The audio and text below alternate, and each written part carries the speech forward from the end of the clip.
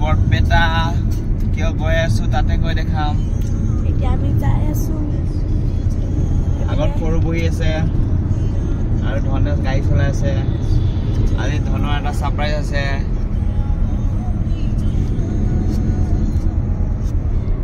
अभी चलते हैं बाय बाय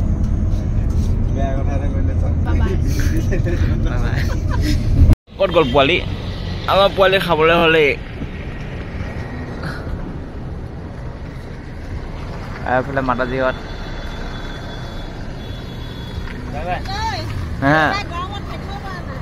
খলাই লোৱা যদি খলাব পা These brothers my guys, know that we fly, know that they ride or die. Why they wanna move like that? Where you want one? Why you want act like that? Why you play hard?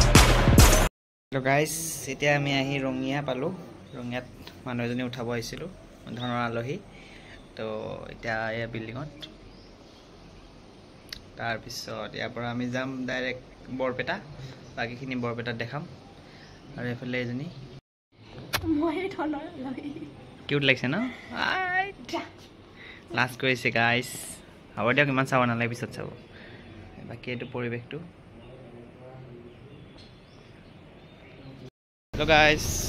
Finally Barpeta আহি পালোঁ বহুত গৰম আহিব পৰা নাই খোজকাঢ়িব পৰা নাই ইমান ৰ'দত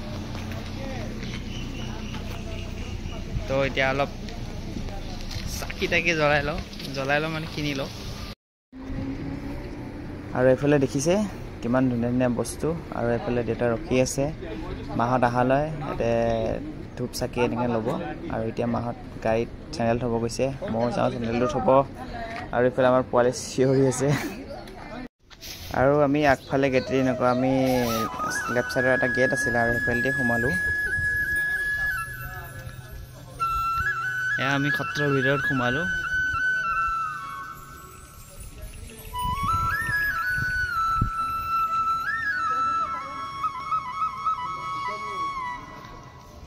এইফালে ডাঙৰ সত্ৰটো চাগে মেইন সত্ৰ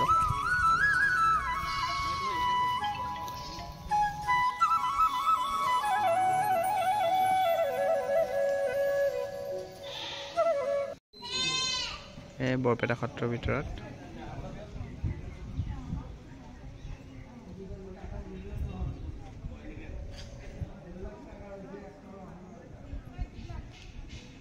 আৰু ইয়াতে আমাৰ লীলাবোৰ দেখুওৱা হৈছে অংকন কৰা হৈছে ক'ত কেনেকৈ কি ৰূপ ধাৰণ কৰিছিল কেনেকৈ কি কৰিছিলে এইবোৰ দেখুওৱা হৈছে আৰু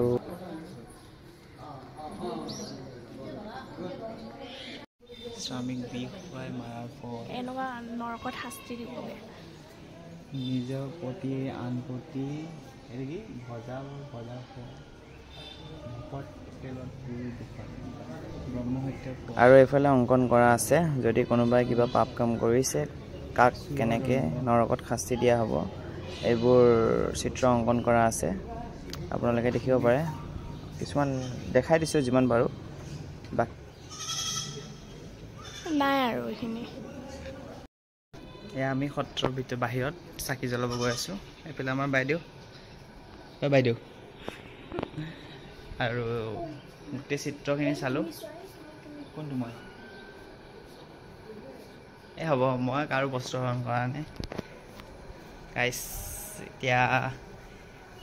আমি চাকি জ্বলাব যাওঁ বাকী বিৱৰণখিনি পিছত ক'ম চিত্ৰলেখাৰ যিখিনি বিৱৰণ আগত চাকি জ্বলাই লওঁ হা বহুত গৰম গাইজ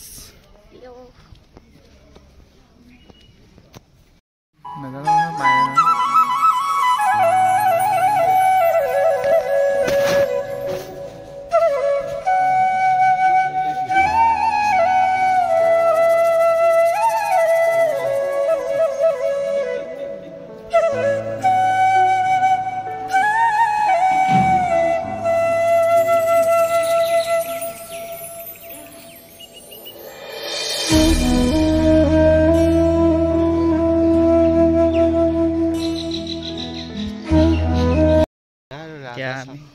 সেৱা চেৱা কৰি ধূপ চাকি জ্বলালোঁ আৰু এতিয়া অলপ নামঘৰ চাই এইফালে খোজকাঢ়োঁ আৰু এইফালে আমাৰ পোৱালি এইটো আজি ইয়াৰ মুখত হাঁহি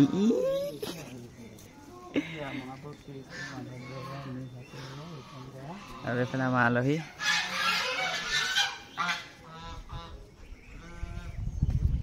আৰু এইফালে মই গৰমত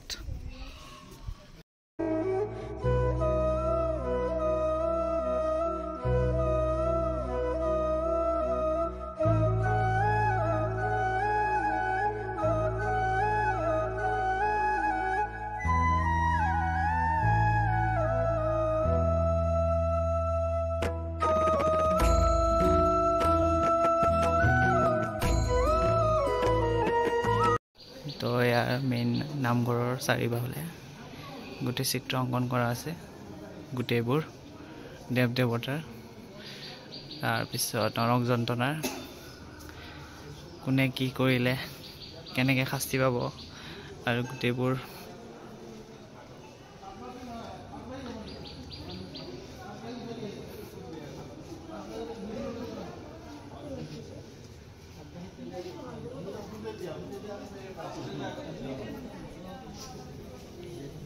তো গাইজ মেইন নামঘৰত সোমাবলৈ ধুতি পিন্ধিব লাগে তো আমি ধুতি ল'বলৈ আহিলোঁ এতিয়া ধুতি ল'লোঁ এতিয়া আমি পিন্ধি পেলাই মেইন নামঘৰৰ ভিতৰত সোমাম তাতে চাগে ভিডিঅ' কৰিব নোৱাৰিম তো বাহিৰৰ পৰাই দেখাম আৰু ইয়াত দেখিবলৈ পাইছে গোটেইকেইটাই ধুতি পিন্ধি আহিছোঁ আমাৰ গোটেইকেইটা এতিয়া আমি ভিতৰত সোমাম বাকী ভিতৰখিনি অলপমান দেখাই আছোঁ এয়া আপোনালোকে দেখিব পাইছে মই যে চুই আছোঁ এই ডাঙৰ ডাঙৰ খুঁটাকেইটা সেইকেইটা হৈছে তুলসী গছৰ গা গছ যোন আগতে কিমান ডাঙৰ ডাঙৰ তুলসী গছ হৈছিলে মই গম পোৱা নাছিলোঁ তাত থকা দেওজনে যেতিয়া ক'লে তেতিয়াহে গম পালোঁ আচৰিত লাগিলে ইমান ডাঙৰ তুলসী গছো হয়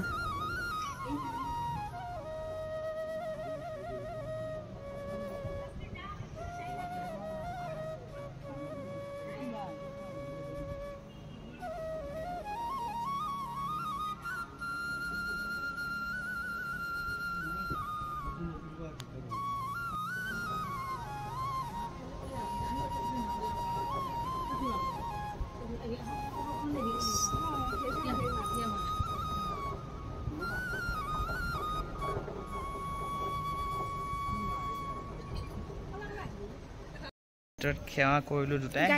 অকলে গৈছে মোক নিনিলে ভিতৰত মহিলা সোমাব নোৱাৰে ছোৱালী তো সেৱা চেৱা কৰিলোঁ বাকী এতিয়া ফটো চটো উঠিলোঁ অলপ আৰু এইফালে সন্মুখৰ পৰা বৰনামঘৰটো আৰু এইফালে আমাৰ গোটেইকেইটাই গছৰ তলত ছাঁ লৈ আছে আৰু সন্মুখৰ পৰা সোমোৱা গেটটো এইটো দেখিবলৈ কিমান ধুনীয়াকৈ বনাইছে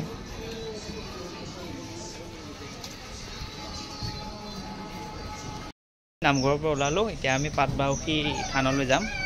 তাতে ভিডিঅ' কৰিম गाइस बहुत गर्मी है ये देखो पसीना बाहर निकल रहा है हेलो गाइस वाह बहुत गरम কি ক'ব আৰু আমাক মাহীহঁতৰ গাড়ীখনত পঠাই দিলে আৰু আমি আহা গাড়ীখনত মাহঁতে গুচি গ'ল এতিয়া আমি গৰমত ফচি আছোঁ এইখন সেই ঘৰত আহিছিল খামুচি আছে बहुत हेलो गाइस खाते खाते अभी जा रही है आहते बहुत एसी खाइছিলা নহয় এটা ন্যাচারাল হাওয়া খোৱা আমি ন্যাচারাল হাওয়া খাই আছো এসো पसीना मन ने बोलो गाइस बातिया गाइस कुछ गलती हो गया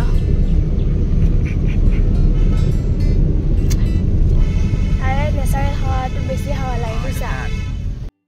गाइस हम लोग अभी जा रही है हेलो गाइस আমি এতিয়া মেইন নামঘৰৰ পৰা ওলাই আহি আমি পাটবাউসী সত্ৰলৈ গৈ আছো তো বাকীখিনি তাতে ভিডিঅ' কৰিম তাতে দেখাম পিছলে বটা পায়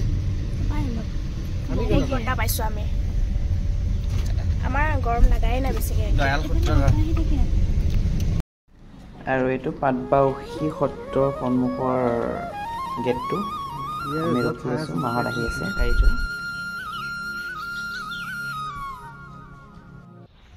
আগতে চাই আছো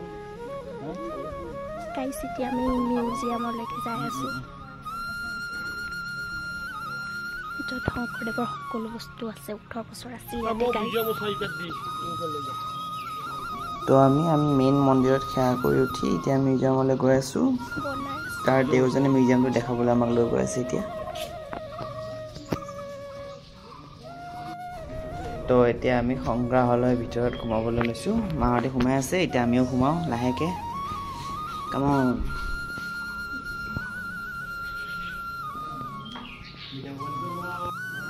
এই দুখন আহোম ৰজাই দিছে সত্ৰখনত এখন কৃষ্কিলো আছে আৰু এয়া মুখান এখন অংকীয়া নাটক ব্যৱহাৰ কৰিছে গোটেই এখন 6খন নাটতে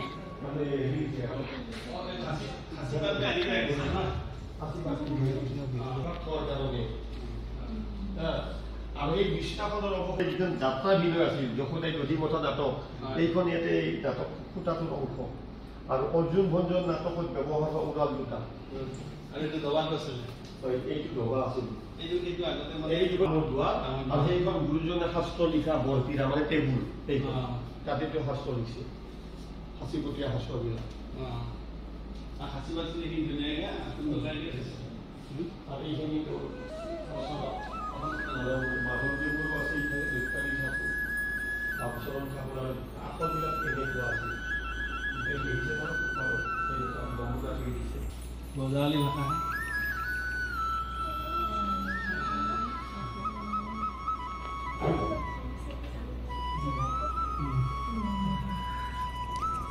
আৰু এইবোৰ দেখিব পাইছে মহাপুৰুষ শংকৰদেৱে বিৰচিত প্ৰথম স্কন্ধ ভাগৱত তেওঁ এনেকৈ লিখিছিলে তাৰপিছত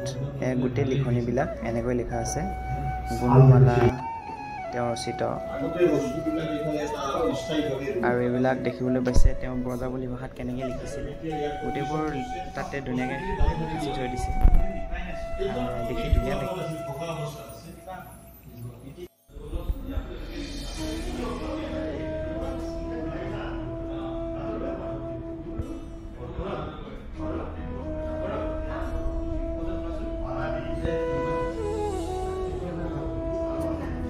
গুৰুজনে শিলত গা ধুইছিলে ক'ত আছে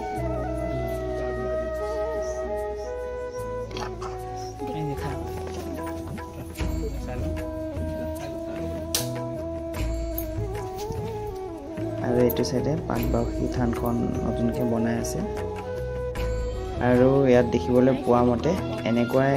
বনাই মানে নতুনকৈ বনাই আছে এনেকুৱাই হ'ব এতিয়া আমি যাই আছোঁ শংকৰদেৱে পদচিহ্ন চাবলৈ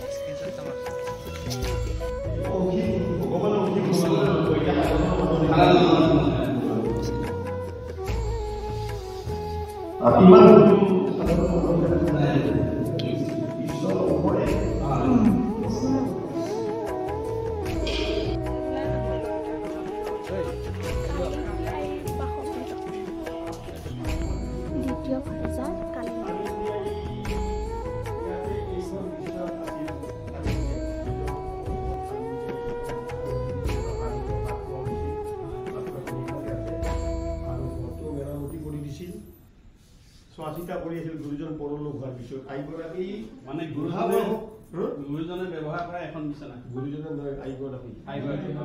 গুৰুজনে হয়তো ক'ত আছিল গম পোৱা নাযায় থকা কোনো হেৰি নাই বিচনা বা তেনেকুৱা দেখে গম নাপাওঁ আইগৰাকী এইখন মাধৱদেৱ এখন সাজি দিছিল আইগৰাকী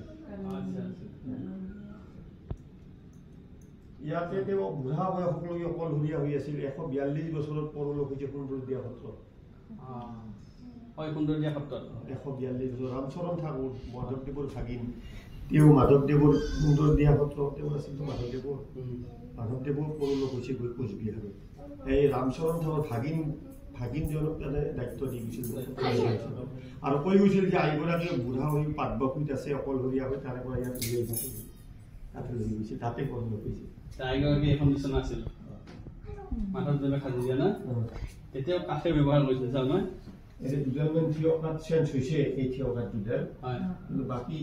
বাকীখিনি মূল বিচনাখন এতিয়া এই আদাবাৰী চানমাৰী গণেশগুৰি গছতে পৰিলে আৰু আমি সত্ৰৰ পৰা ওলাই আহি এনেকৈ ধুনীয়া বাহিৰৰ পৰিৱেশ লৈ গুৱাহাটীৰ অভিমুখে আহি আছো হিৰো কেইটা চাইড নিদিয়ে